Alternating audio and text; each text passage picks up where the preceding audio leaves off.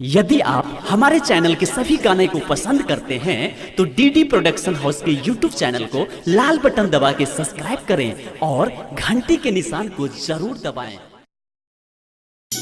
हम धर्मवीर धुरंधर DD production house Sakri के माध्यम से दुर्गा मैया के एकटा भजन लऽ एलौ हाँ।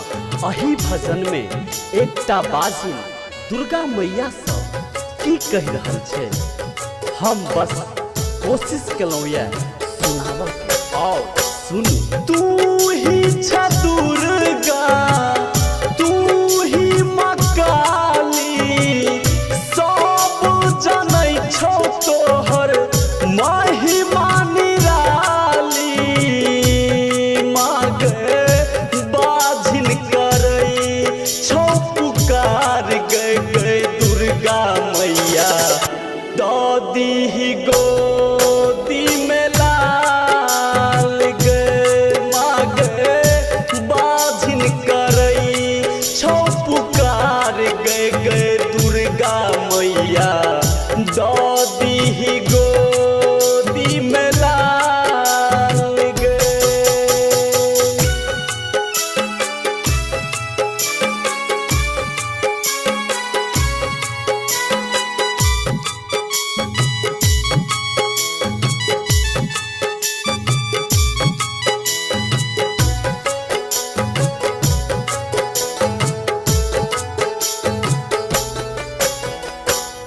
गोतनी दियादनी मार छै मटाना, देख देख हंसै छै माँ पूरा जमाना। हाँ हाँ गोतनी दियादनी मार छै मटाना, देख देख हंसै छै माँ पूरा जमाना। मागे करहीन कोनो विचार, गै दुर्गा मैया दादी ही गोदी में लाल गे। मागे बाझिन करई छौ पुकार, गै गै दुर्गा मैया दादी ही गोदी में लाल गे।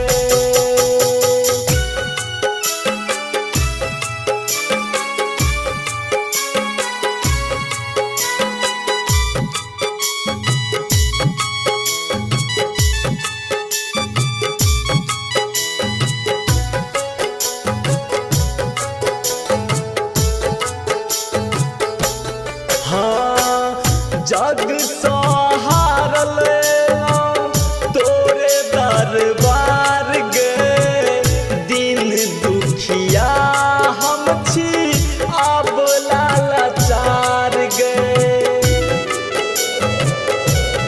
हाँ जग सहारल तोरे दरबार गे, दिन दुखिया हम छी अब लाचार गे। माँ के हन तू देला कपार, गै गै दुर्गा मैया दादी ही गोदी में लाल गे। माँ बाझिन करई छौ पुकार, गै गै दुर्गा मैया दादी ही गोदी में लाल गे।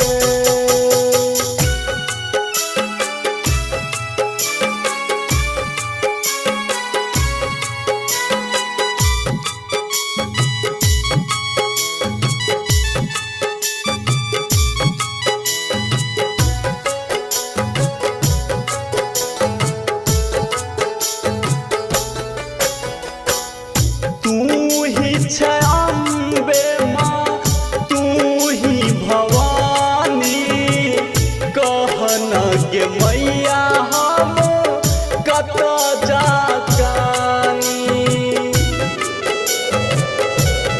माँ तू ही छै अम्बे माँ, तू ही